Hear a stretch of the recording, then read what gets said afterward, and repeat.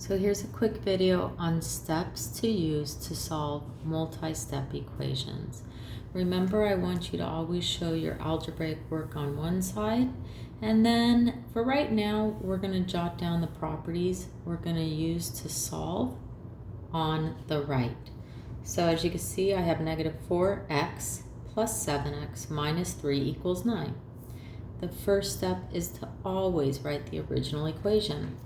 Then I always see if I can combine any like terms. So I have negative 4x and 7x. Those are like terms. When I combine them, I get 3x. So I've done my first step. I rewrite everything else. And so always see if you can first combine like terms.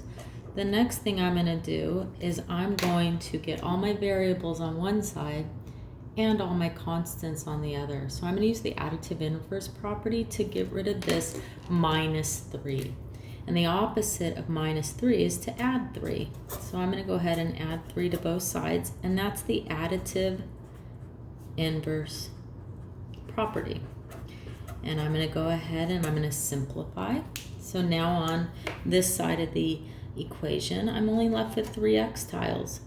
And on this side, 9 plus 3 is 12. Now it's a simple one-step equation. The last thing I have to do is use the multiplicative inverse property.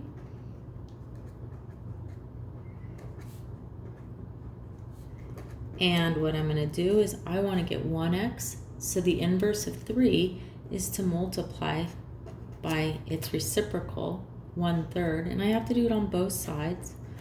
And so a third of 3 leaves me with 1x, and a third of 12 leaves me with 4. And that is the solution.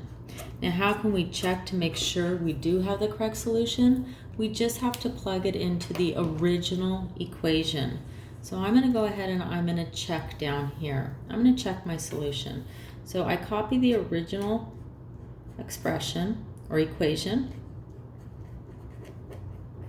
And I'm going to see if both sides will equal out if x is 4, because that's what I think the solution is. So I'm going to plug or substitute x with 4. So is negative 4 times 4 plus 7 times 4 minus 3, is that equal to 9? So now I'm going to use order of operations and just simplify. Negative 16 plus 28 minus 3. Does that equal 9? So I have a subtraction here, and I like to actually make subtraction and addition problem.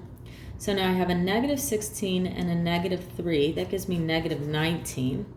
So negative 19 plus 28, does that equal 9? And yeah, if I take away 19 from 28, I do get 9. It checks out. I know I've done it correct.